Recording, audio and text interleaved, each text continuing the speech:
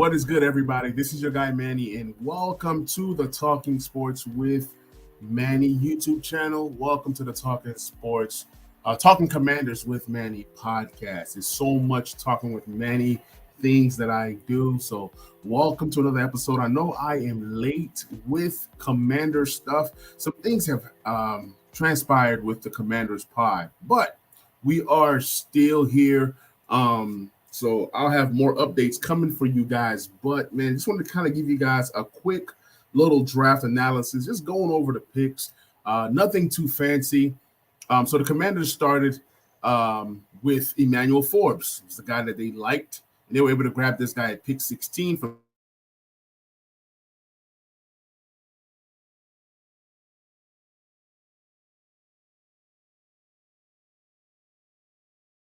guy. I think he's going to be fun. I'm going to be going through some videos and some cool things that are happening right now for the team. Then we picked up cornerback, slot guy, nickel guy. This guy can be used all over. Jartavius Martin from Illinois. Pretty good corner right there. Pretty good defensive back. And that was a big shocker. Why would the Commanders grab or draft another defensive back? I was excited for it. I mean, this is a group that finished next to last in lots of different categories. And don't forget that Kendall Fuller, he's not young forever. He's not going to be young forever. And he is on a contract year. So why not continue to bring in some guys? This is a guy who can play single high, can play some free safety. He can play some slot corner, can play outside cornerback. So that position flex, that versatility that Ron Rivera loves, you're going to get it out of this guy. And I think he fits what the Commanders are trying to do. At pick 97 in the third round, we drafted Ricky Stromberg. He just sounds like a tough lineman. He's a center. He can play some guard, and he's going to compete for a chance to start. So I love what we're doing with the offensive line and grabbing some guys in free agency and then coming in and draft us to solidify that group. Then with the fourth round pick 118, we drafted guard/tackle Braden Daniels from Utah. Little undersized from what people say, but I think this guy could fit into what Bieniemy likes to do, and he just gives Bieniemy just another guy that he can coach up. So you see them continue to add that position flex, a guy who plays tackle, a guy who plays guard. Which position is he going to play? We're going to see through training camp and all the different things that the Commanders have, but I do like the pick. I mean, I don't know much about this guy, but one thing I can tell you guys is they continue to add guys that are versatile on that offensive line. We've seen so many injuries, so why not continue to bring in guys who can play multiple positions? In the fifth round, we actually traded up to get this guy. This is KJ Henry. I think he can be a guy who comes in right out the gate and produces for this team. Already outside of Chase and Sweat, he's the third best pass rusher already without even playing a single down in the NFL. He's that good. I think this is a guy that you bring in because you have two of your top guys heading into free agency, so you'd rather be on the front end of this and not on the back end. So here's a guy who played a lot of football over the last 2 seasons, his final 2 seasons. He grew a lot at Clemson, and I love what he's going to be able to bring to the table. Some people consider him as a top 5 defensive end in the draft, but that's all talks and everything. These things have to transpire on the field. And also we don't know what happens with Chase Young and Montez Sweat. This could be a big year, so why not continue to add guys who can come in and do some of the things that you like to do anyway? So we'll see what he brings to the table, but I do love the pick. I think that there was no way KJ Henry should have been there in the 5th round. And for you to be able to grab this guy where you grabbed him, it's pretty awesome. So let's just hope for some upside. In the 6th round, I was hoping for a guy like Sean Tucker, but with the medicals, he kind of fell and went undrafted. We grabbed another back that's a bruiser, similar to Brian Robinson Jr., but he's going to give you that Peyton Barber type feel. But I do like Chris Rodriguez. We drafted him at 193 in the 6th round. A little bit about him. Like I said, he played at Kentucky. He's going to fit in perfectly with Brian Robinson and Antonio Gibson, but he's more Brian Robinson than he is Antonio Gibson. So this is good for Antonio Gibson, for these fantasy owners, for fantasy GMs, fans of Antonio Gibson. This is not a threat to what Antonio Gibson is going to do. Antonio Gibson is going to handle the third down. and you're going to see Brian Robinson and Chris Rodriguez split that first 2 downs. So yeah, I'm excited for this guy. He could be a guy that's potential handcuff to a Brian Robinson, but a guy who has touchdown upside because of his size. He's one of those guys that is tough to bring down. So I see this guy as a pounded guy, a guy who's gonna, he'll have that touchdown upside and get you those tough yards. So Ron Rivera, he wants to run the ball, and this is just another way that he can run the ball. We're gonna see if he can be a guy that can thrive in the passing game in terms of blocking. That blocking, if he's a good blocker, he's going to be a guy that gets on the field even more, because there's going to be times when you want to pass and you don't want to just, when you see Brian Robinson and Rodriguez, it's like, okay, it's a run. You see Antonio Gibson, it's a pass. So I think that they can use all 3 backs. It's going to be interesting to see how much work he gets in year 1. Moving on to the last pick of the draft, Andre Jones, linebacker from Louisiana, but he played 6 seasons at Louisiana, so you know how that goes. Red shirt, this, that. But he's 6'4", 248 pounds. People are saying that he needs to add more to his frame, or he has the potential to add more size to his frame. So we'll see what happens there. But I mean, let's see if this coaching staff can actually develop a linebacker / edge. Is he a linebacker? Is he an edge? We all remember what's his name, Shaka Tony, and some of these other guys that we've drafted who were edge and linebacker. So we're going to see how they're going to use this guy. Is he going to be a guy that's going to be used as a strong side linebacker? Is he a guy that you just deploy to just attack the quarterback? So it's going to be interesting with Andre Jones. I don't put too much hope into 7th round picks, but this is a guy that's coming in is going to be a depth piece.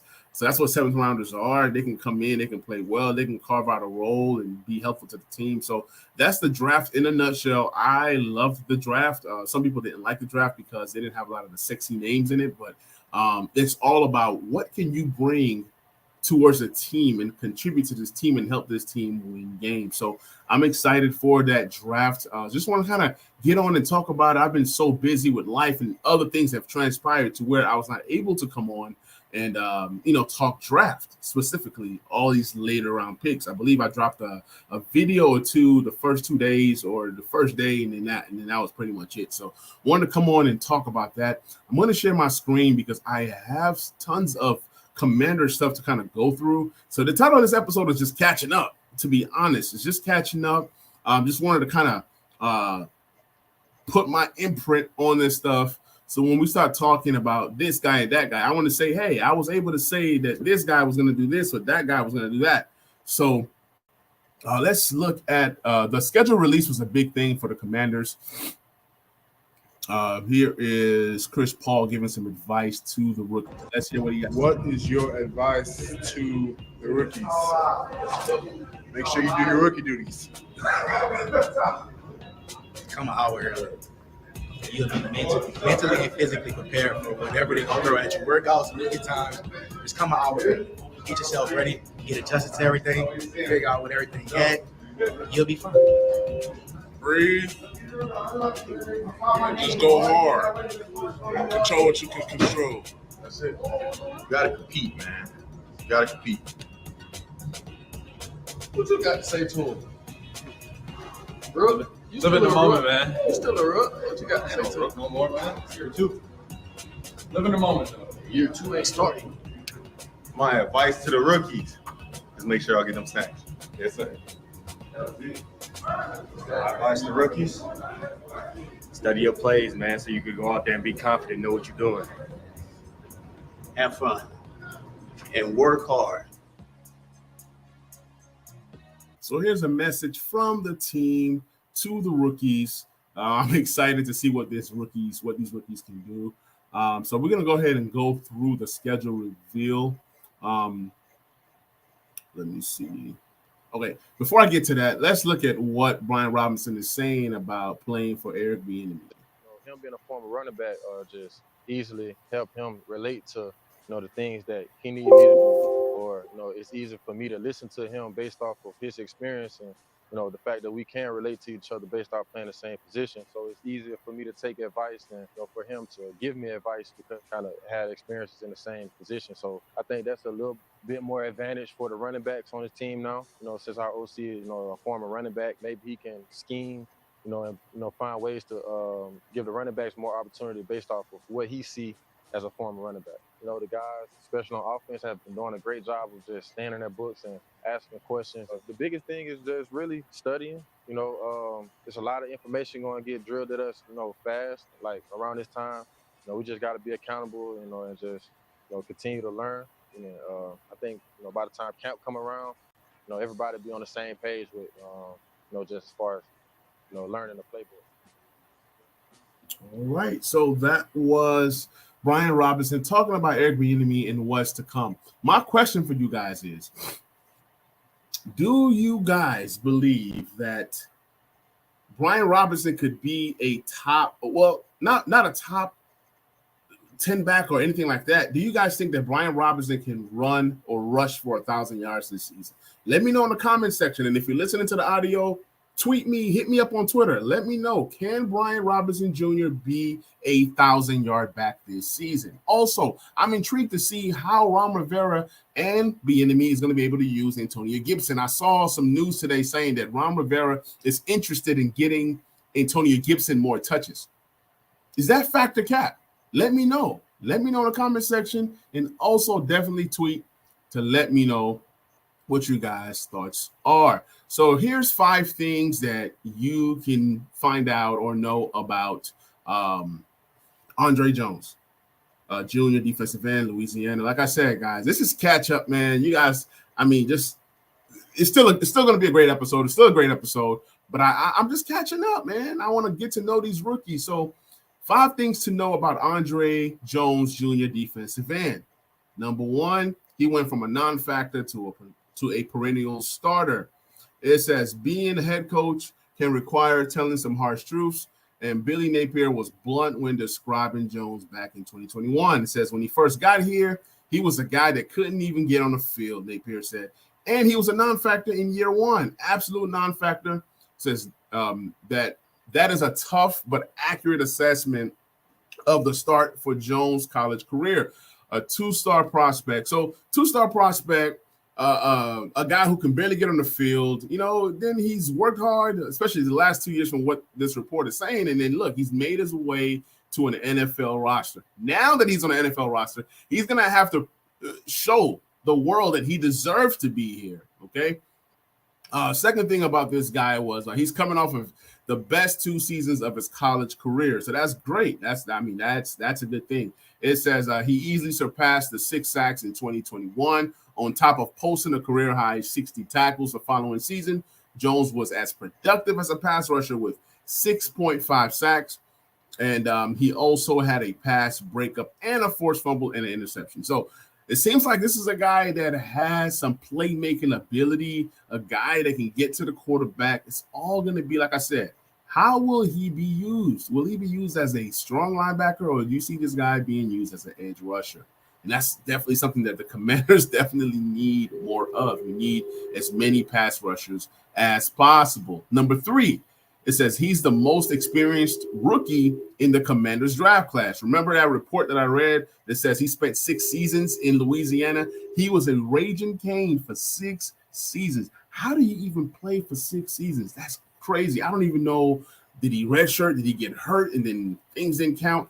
I don't really too much understand eligibility in college sports. But the report says this guy played for 6 seasons. And hey, the more experience you bring, the better. Whatever is going to help you to stick in the league, hey, it doesn't really matter. Sometimes people say, oh, age. For example, a Hendon Hooker, he's an old quarterback. He's this, he's that. But if you come in NFL already, does it really matter? The NFL lifespan or career span or the span of a player is not long, right? So why not come in as ready as possible? So I applaud these guys who kind of stick around in school and do what it takes to then put themselves in a position to when they do come into the NFL, they're mature. They've learned a lot to where they can contribute year 1. So we'll see if Andre Jones is a contributor come year 1. Number 4, he's another Raging Cajun.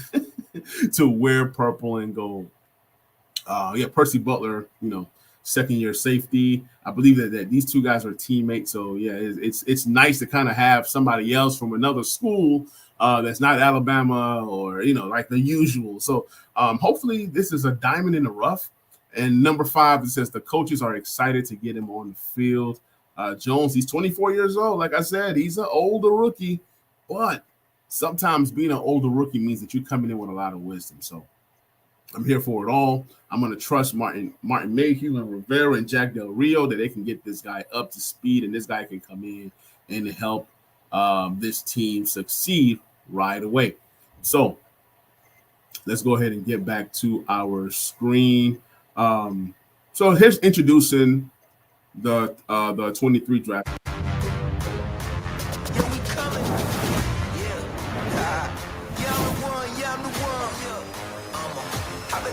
I've been the one.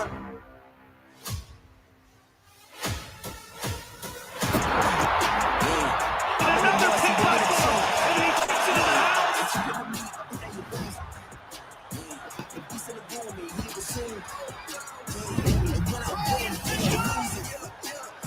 Rodriguez running through those.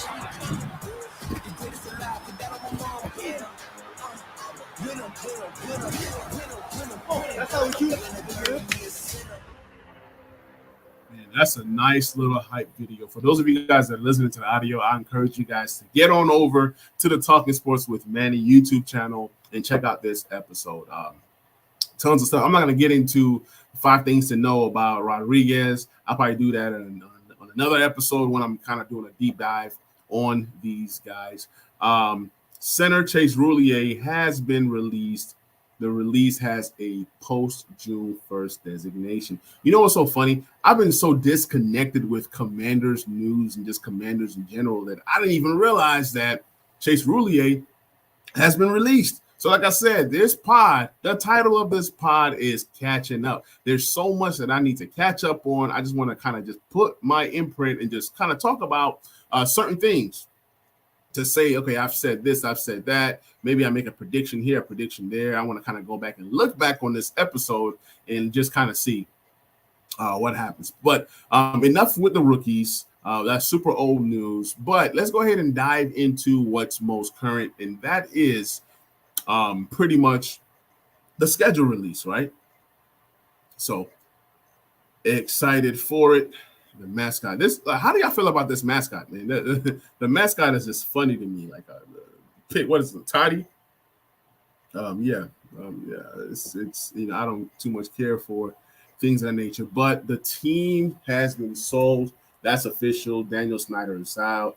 The Harris group is in with Magic Johnson and Cole. And I'm hearing that FedEx Field should be jumping week 1. Let's see, because we've talked about get rid of Snyder. Now we have an opportunity to support and show up. So we'll see what happens. I think I'm going to fly out from Nashville to D.C. to catch a game this year. I don't know which game I'm going to be at, but it's a possibility. It's a possibility that I come out for a game this year. So I'm excited for that. But so preseason, we get the Browns, we get the Ravens, and we get the Bengals, right?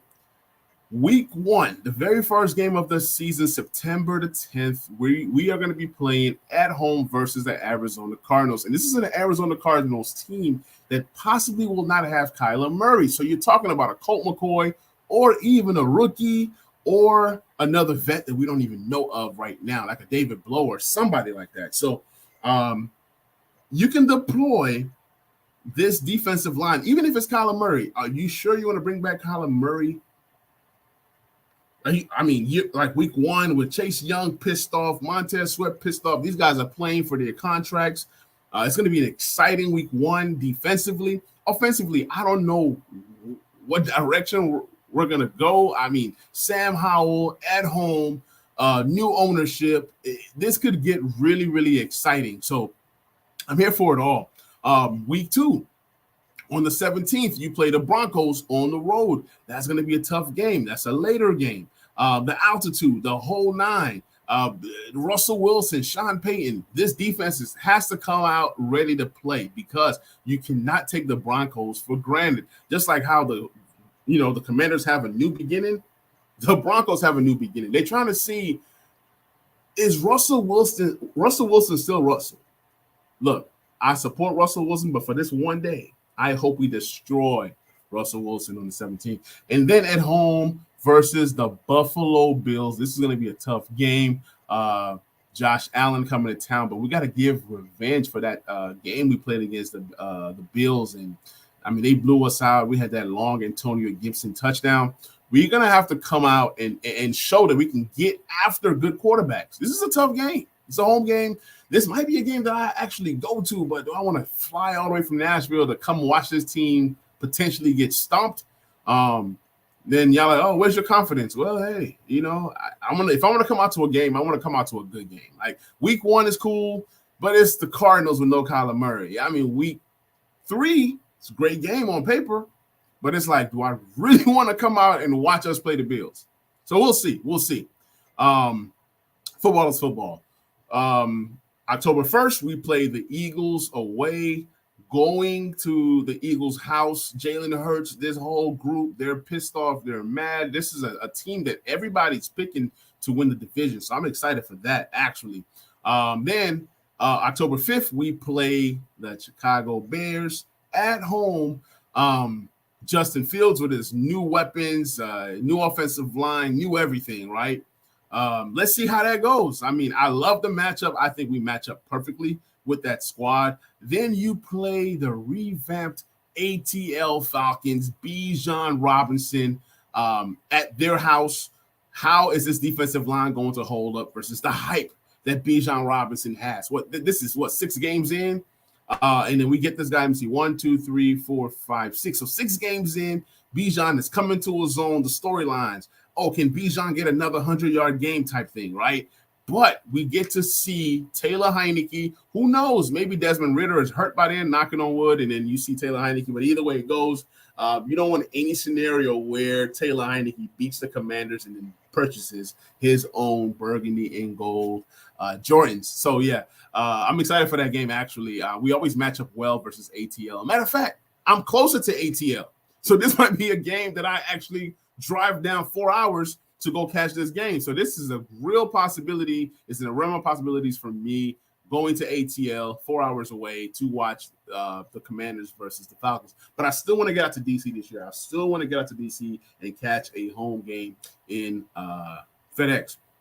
So another away game on the 22nd, we're playing the Giants. I love it when we play 2 away games back to back, because that just tells me that we're going to get a couple of home games back to back coming up, and so that's just great. So we have a tough stretch, a 5-week stretch where we play 4 to 5 weeks on the road, and that's the 15th, the 22nd, November 5th, and the 12th. So that's 5 weeks, 4 games on the road. Tough stretch.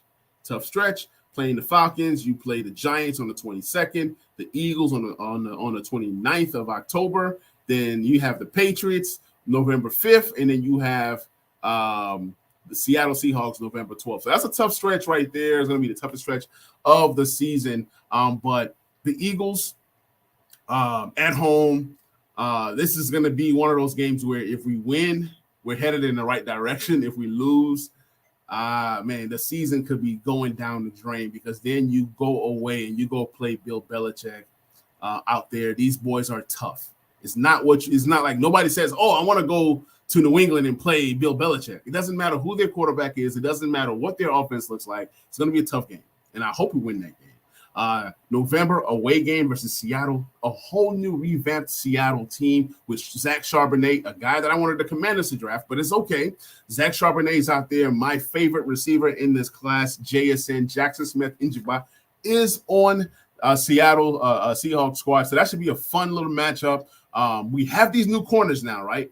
Can our corners be able to hold up with some of the better wide receiver groups all around the league? So that's what I'm going to be interested in looking at. A home game versus the Giants. We got to defeat the Giants and beat them bad. Like, these guys have been a thorn in our side ever since Daniel Jones have been with that squad. So it kind of pisses me off. Then you get November the 23rd, Thanksgiving. game. Exciting game right here, and that's going to be versus the Cowboys at their house. So I'm excited for that game. Thanksgiving, I'm excited. Hopefully we beat these guys. We beat these jokers. Forget Dallas. We hate Dallas. Then December the 3rd, we play the Miami Dolphins. It's going to be a fun game. This is like, I'm telling you guys, our corners have to come to play this year. This is not where you just have these guys and you just say, oh, whatever happens, happens. We're getting Tyreek Hill. We're getting Jalen Waddle. This is a really good team. Tua Tagovailoa, we're going to go after him, obviously. But at the end of the day, they still have a talented team. And Miami could be contending for possibly top seed in the AFC. I'm just saying. They were really good last year, and they can take that next step. If they do take that next step, they can be a top team. So this is a pivotal game for them.